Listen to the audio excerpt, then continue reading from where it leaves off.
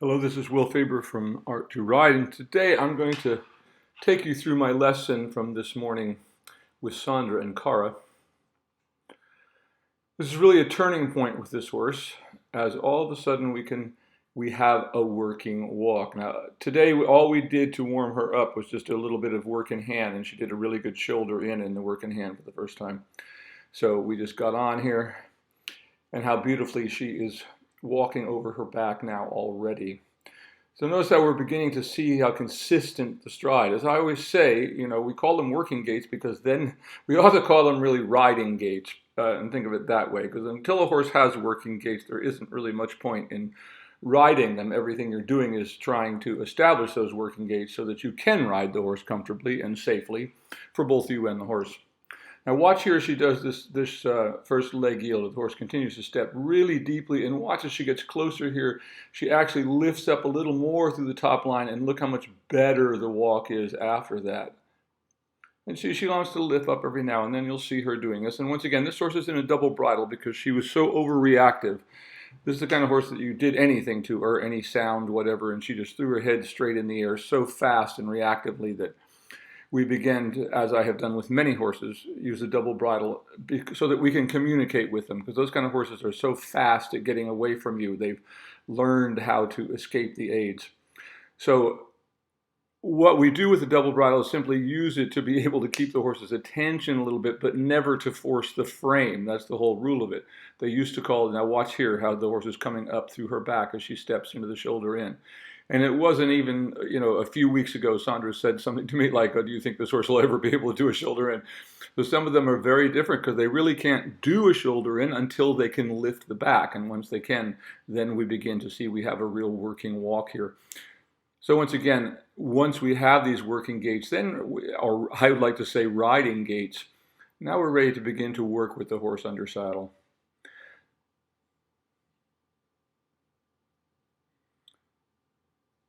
And you'll notice that she tries to disengage every now and then, but she's far enough along. Now watch this lovely shoulder in. As I said, even a few weeks ago, this would have been impossible. This horse would just throw her shoulder out and just not step under. Look how clearly she steps under, and that shoulder in is beginning to bend now. And you'll notice that Sandra's riding mostly off of the snaffle. She has, the curb is there, but it's just to catch the horse, if you will, never to force the horse.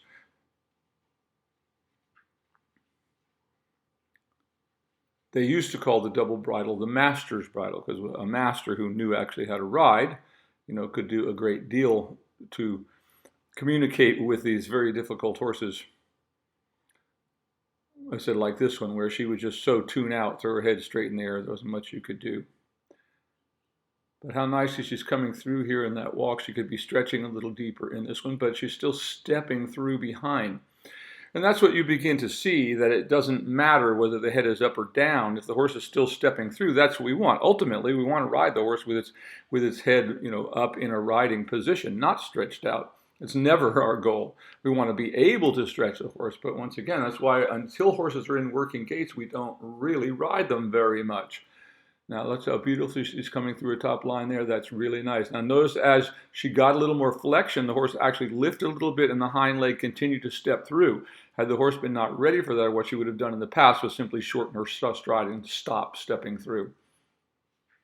Once again, really nice shoulder in here. Look how she's beginning to bend. There hasn't been a lot of change in the step.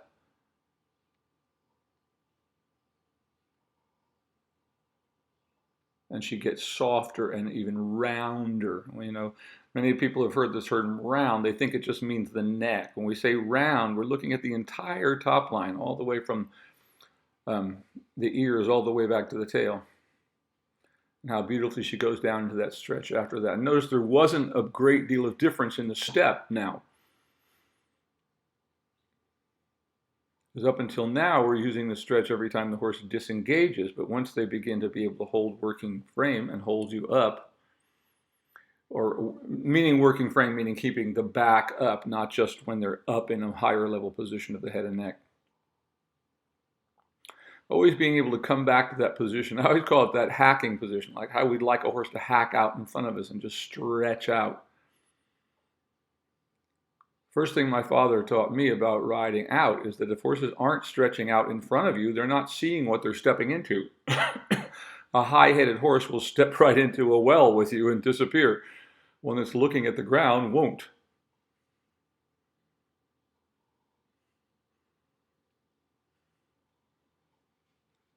But this is just very nice here. It's continuing to step through actively.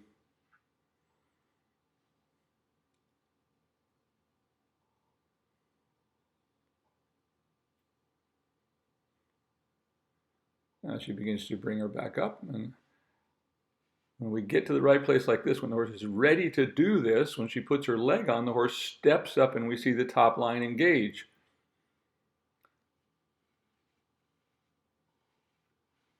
Which is kind of what, when we see people fighting with horses, what they actually have never felt it, right? So they really don't know what they're doing. But when they're fighting with the mouth of the horse and fighting with the neck and pulling it over and shortening the neck into the body, that never leads to collection. What we see with most horses today is not collection whatsoever.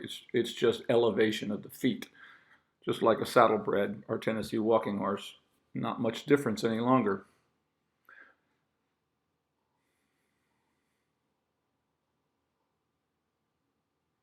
So even though she was up there a little bit, she continued to step through behind. She didn't just shorten as she would have in the old days and just stop moving. And we come back and do this shoulder in again. And now notice there's a little more activity in the step now. It's more fluid. That's what we're looking for. And she begins to soften over her top line right there. That's what we're looking for. That's that moment when you feel that you can actually control the top line. Now you have that lightly in your fingers, so to speak. And you feel that bow lift up underneath you. That's that wonderful feeling when the wave picks you up and carries you forward. That's the feeling of freedom that we get when horses are correctly trained, instead of this horrible thing that we now see today of people just fighting with the mouths or slowing them down, or the crazy stuff we see in the Western ring these days of horses literally limping along on their forehand.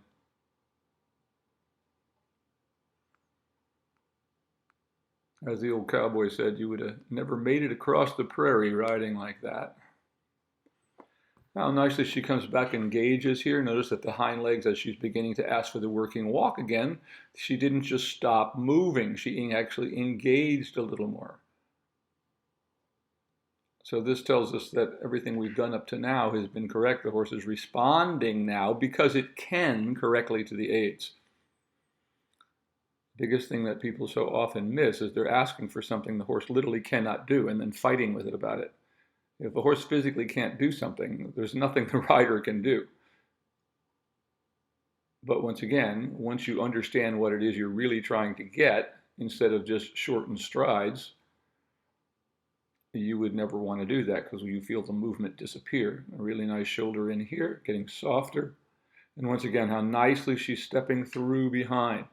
That's this horse, when you try to do this with her until the back came up, it's like she couldn't bend her hock. And that's the thing, lifting the back and the back coming in the correct position is what enables the hocks to work correctly. All these horses that are today getting joint injections, well, their backs are never in the correct position. So they're always pushing incorrectly into the hocks, and that's what blows all these horses' hocks out.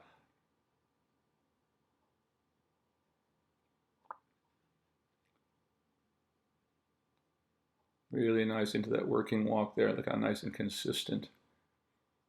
And once again, this is a horse that every little sound, any little thing that happened over in those woods over there would just send her off.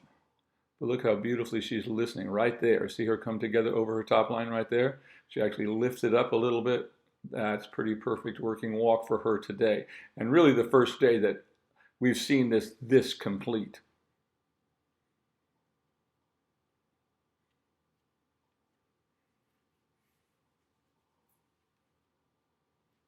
And of course, at this stage, we're still coming back to the stretch quite often. We get something good, we stretch it back out again.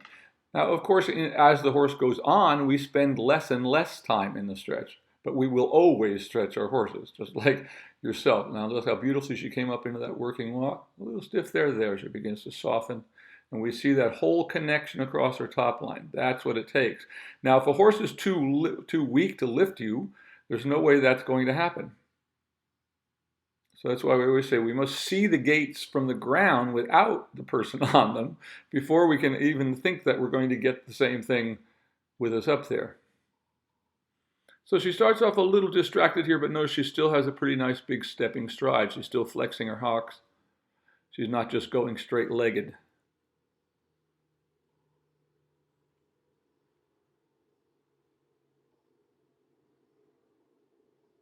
Really nicely coming into a working trot. And always remember, the working trot continues to develop until it is a collected trot. That's beautiful right there. Really nice. Really lovely connected across her top line. And once we can get that, then we build more and we get more lift. So remember, collection is not something different. It's just a higher level of the same thing.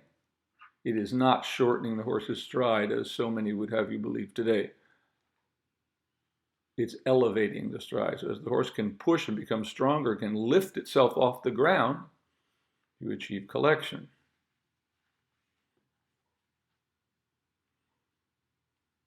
How nice for her to be able to make that change across the diagonal. She wanted to lift up a little bit there, but of course in the past that would have been a total disconnect and it would have been a long time getting her back together. How beautiful this working trot is developing. And as you watch these videos, as we take you through, you're trying to get an eye for that connection, for when the horses are really moving together. You really have to concentrate and watch those legs and watch those little variants, the little things that happen. And then go back and watch the horses winning in dressage today, and you'll see that most of them are not connected at all.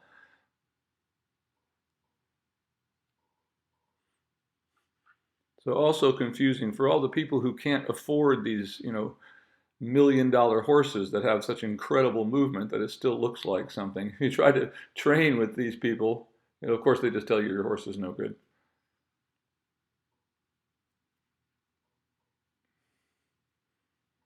Really nice, and you can see she lost it there for a moment, but she came back into it. Really nice there, and you can see how she's beginning to carry her. Once again, look how soft the reins are. This horse is beginning to develop some degree of self-carriage. Right there. Once again, look how relaxed those reins. We're always giving to the weight of the rein. Never pull back and hold against the mouth of the horse. Why would you? You don't drive your car with the brakes on. Why would you drive a horse with the brakes on?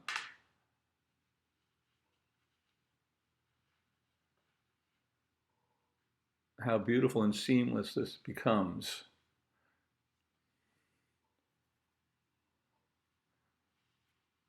Once again, really nice coming across there, making that change without disconnecting, lifted up a little bit, but not bad. We didn't see any major change in the gait. She stayed connected.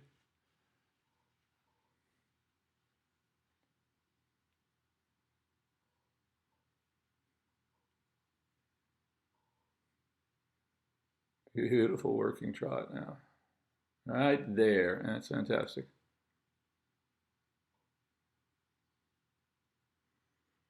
This is what it can look like with a little throwaway horse. Or that someone threw away. It's not a throwaway anymore.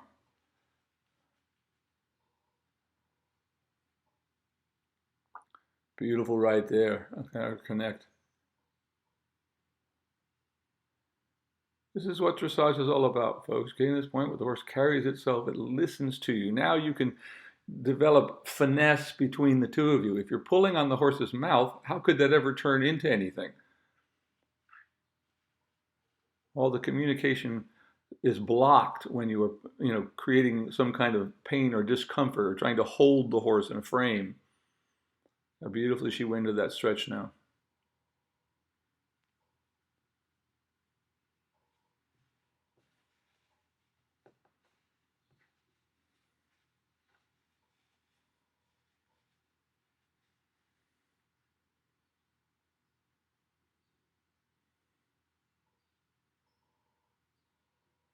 Very nice between the sitting and rising trots, almost no change. The horse continues to lift her up.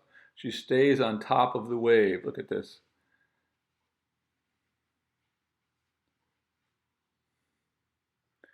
And it's so easy if you just wait until the horse actually physically can do these things,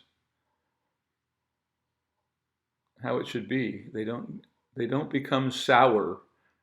So many people, oh, there's been in the ring too long. Well, the horse doesn't know it's in a ring. Whether inside or out, it doesn't care. If you ride it in the same way, but so many people will say, oh, my horse hates dressage because as soon as they go in the dressage ring, the rider is pulling, yanking on, beating on them. So yeah, they don't like it. But if that's not what you're doing, they're quite happy to be in there. But they're also happy to be anywhere else as well. They're happy to go with us, just like your dog. It wants to accompany you. Camera lost it there for just a moment. She'll come back into the frame here in just a moment. Yeah.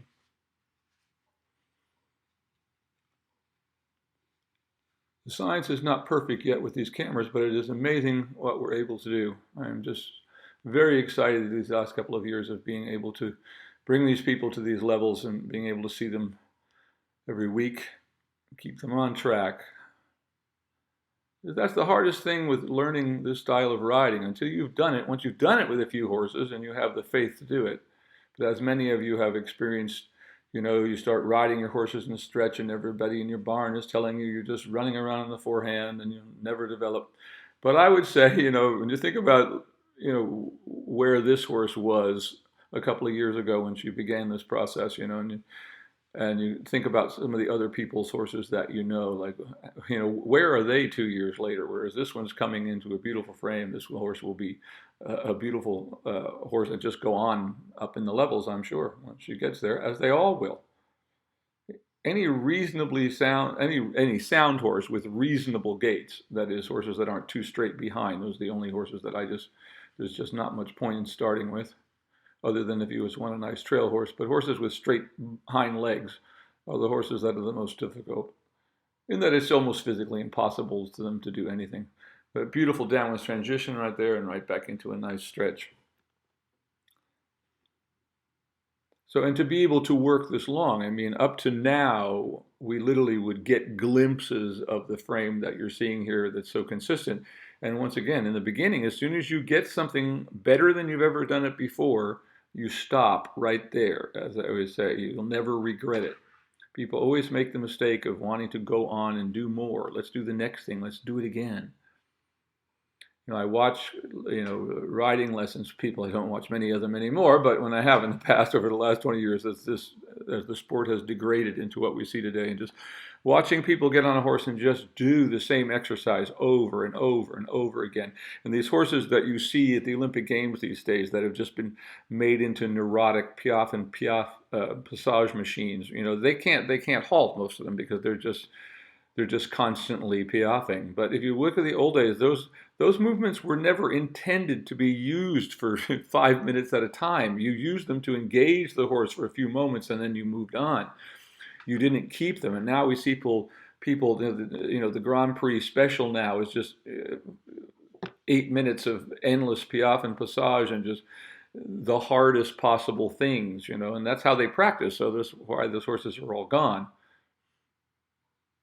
soon after.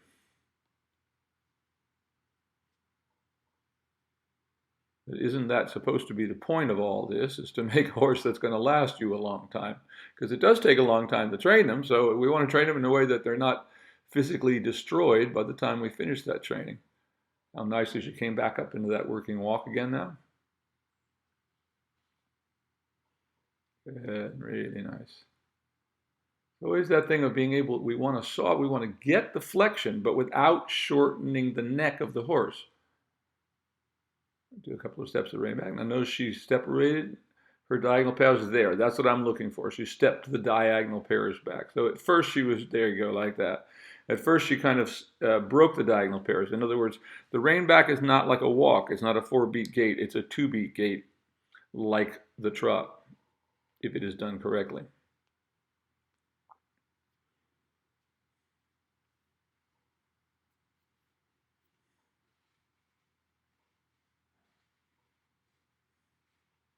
But how nicely she comes back into this relaxed working walk again. And once again, just to walk this horse around the arena, a while back like this was impossible.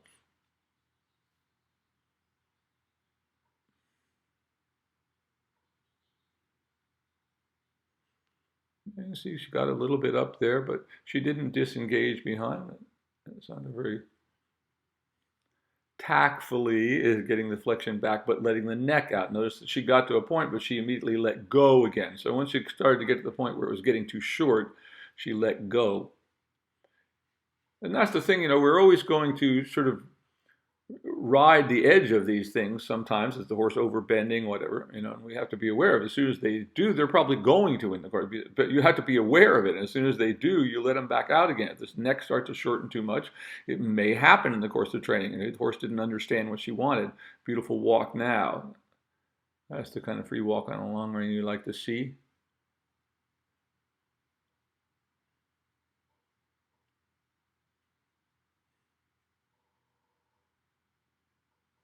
Very, very nice.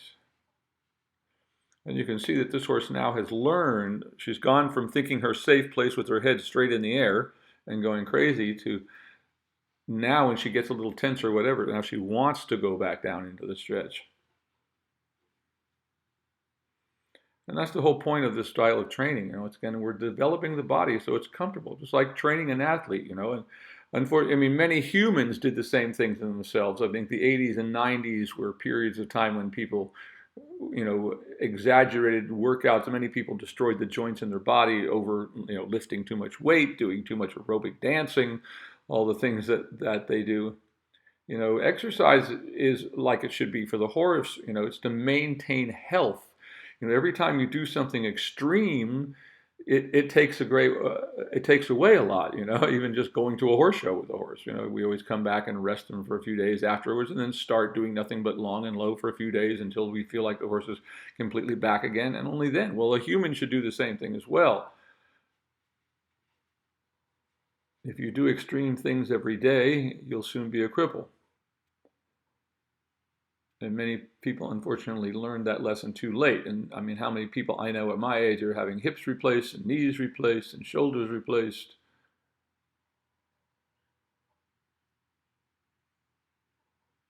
So now what we're trying for the first time is to do a little bit of hunches-in. So we tried this once a long time ago and it was completely impossible. And here it's at least workable, and we actually get a little bit out of her towards the end of there, like there, right there. See how the hunches came in right there? Just a little bit. We're not looking for an extreme, but we tried this a while back. I'd let her try it just to show what would happen. But once again, once the horse can bend and lift its back, only then can you begin to work into the direction of the bend. And this was the first day since we tried it a long time ago, as I said, that we even thought about trying it. And there's just trying again. As the hip is coming in just a little bit there. There we go, like that, like that, like that. And the first day of beginning to do this, that's all we were looking for. So that was great. And once again, that was something that was completely impossible some time back. And of course, notice that after that difficult exercise for her, we came right back to the stretch and she wanted to go right back there again.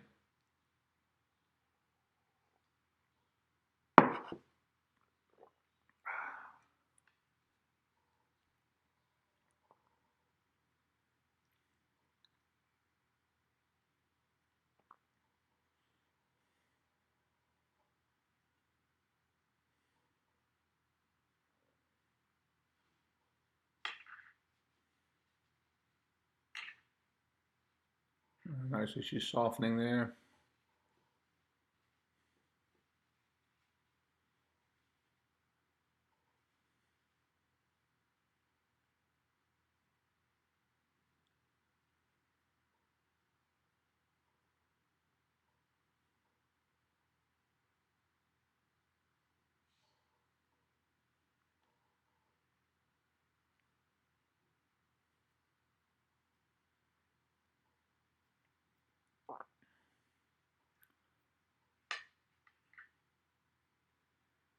And once again, bringing her back up into that working position.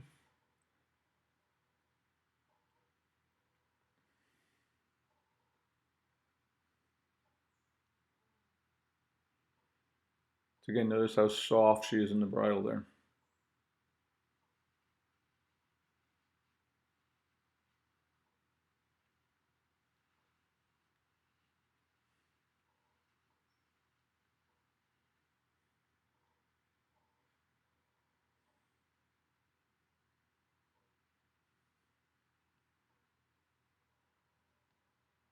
Good leg yield. She should have her shoulder over to the right just a little bit more, but that was really pretty good.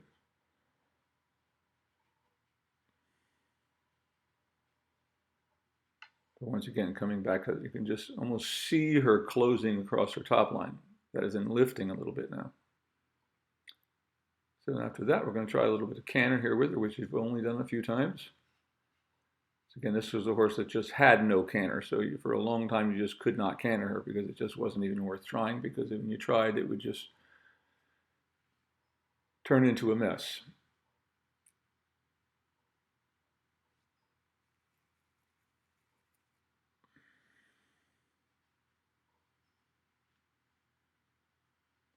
But now she's able to get there and actually get soft over her back at the same time. This is really good. It's coming very nicely there. Good. Very nicely done. Very nice. Just like that.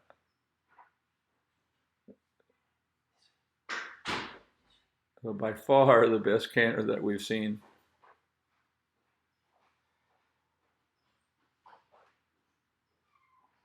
That was very nice. So we don't worry about the transition. Was a little rough coming back.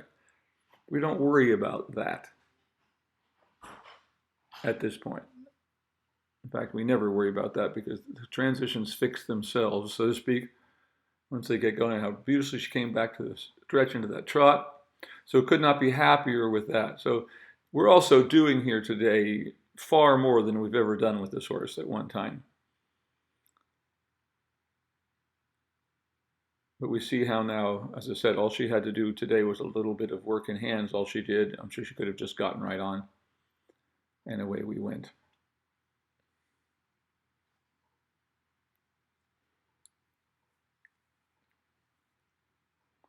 Always coming back to that walk, letting them stretch out, especially the canter being the hardest thing, to come back and just really let her breathe, let her stretch all the way back out.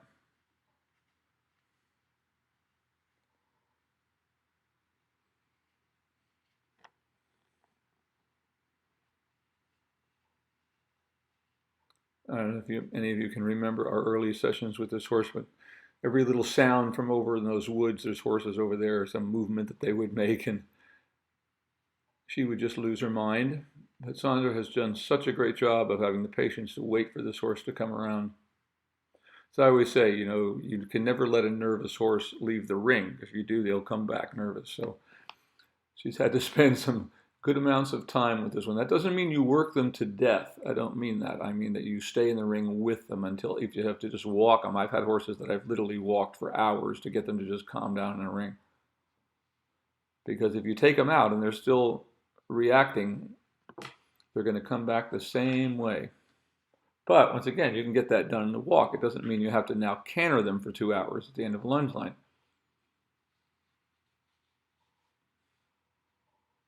And of course, all that using a lunge line to wear horses out does is get them fitter and fitter and fitter.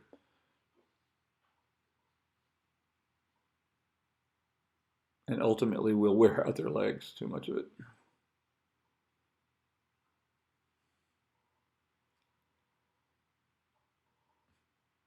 So it's a really nice stretch here in the walk. So after that canter, I gave her a good long walk out there. We're going to do the same thing in the other direction here. Which again, just coming back to that idea that you're just hacking around the ring for a couple of minutes.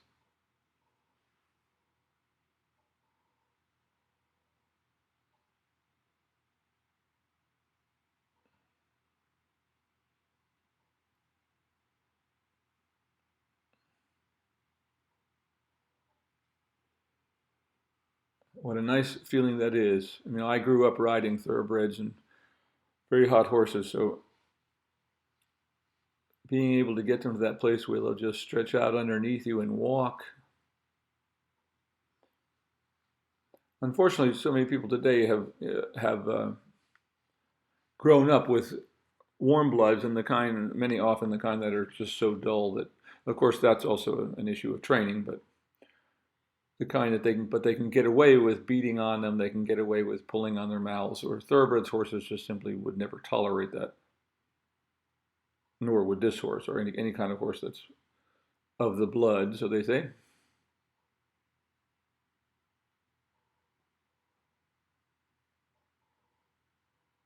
How nicely she comes back into that working walk again.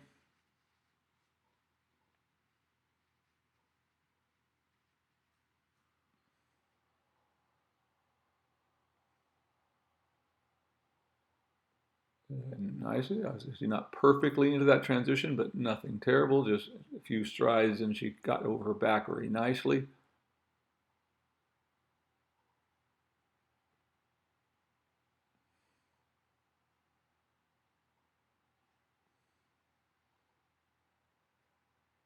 So we're doing the same sequence here. We're going to do a leg yield.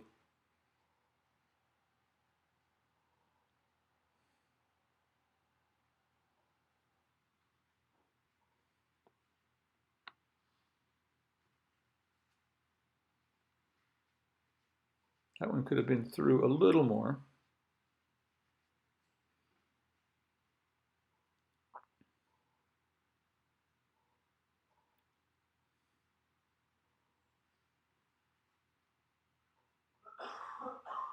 Now the canter in this direction is going to be a little more difficult to get into.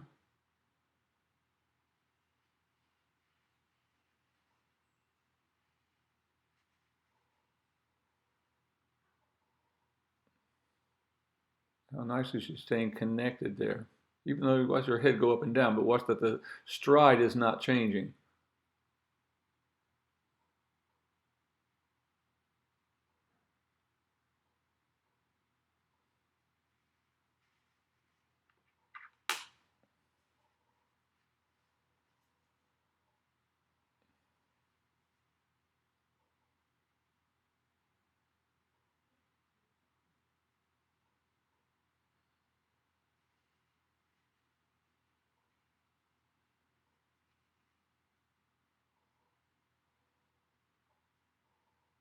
You see she has a little difficulty there. She wants to soften the wrong lead. We don't make a big deal of it. Just let her settle in a little bit.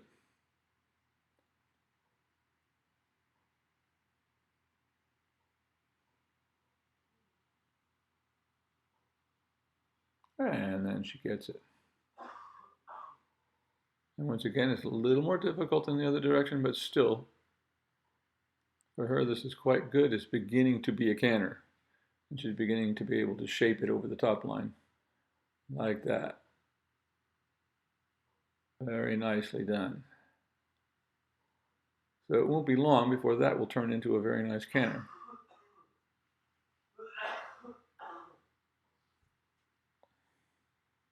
Once again, the transition a little rough coming back, but we don't worry about that. It was all about the canter. So again, as she gets better in the canter, those transitions will heal themselves. But look how beautifully she came right back into that stretch. So this was really a milestone along the way with this horse. For her to come out and work like this and stay over her back most of the time without any lunging to warm up. Seeing all the pieces come together and even be able to hold it together enough to be able to do a bit of a hunches-in, beginning to move into the direction of the bend, in other words.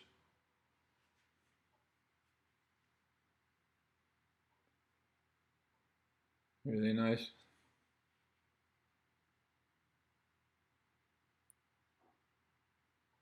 See, just a little bit. See how Sandra just gives and takes there a little bit quickly to get her off of that rein, but releases back to the weight of the rein again. And stretches up. You can literally see this horse carrying her today. Right there, really beautiful. Look at the wave coming up underneath her back. That's beautiful.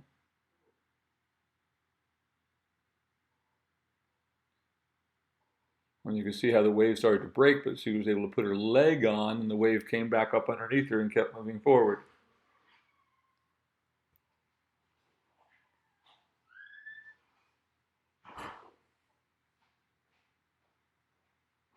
Really nice there. And lovely into that downward transition. Maybe a little bit abrupt, but you stayed over her back nicely and back into that stretch. So Sandra has done a wonderful job with this and all the horses that she's working with. But this was, as I said, this was the master's horse, the kind of horse that just would drive most people out of their minds, to have the patience to be able to train a horse like this and bring it back from the edge, so to speak. So she's done a wonderful job. So congratulations to her for that. This is Will Faerber from Art to Ride. I hope these videos that I'm making help you begin to see with your eyes what we're looking at here as I explain it to you as we go. But once again, and each time we look at one of these new horses or horses we've seen, look how nicely she steps into that halt right there. That's absolutely beautiful. She stayed soft, and notice she was never overbent. And there may have been a couple of moments when Sandra immediately gave, but that's exactly what we're looking for. Great job. Hope you guys enjoyed that. Thanks.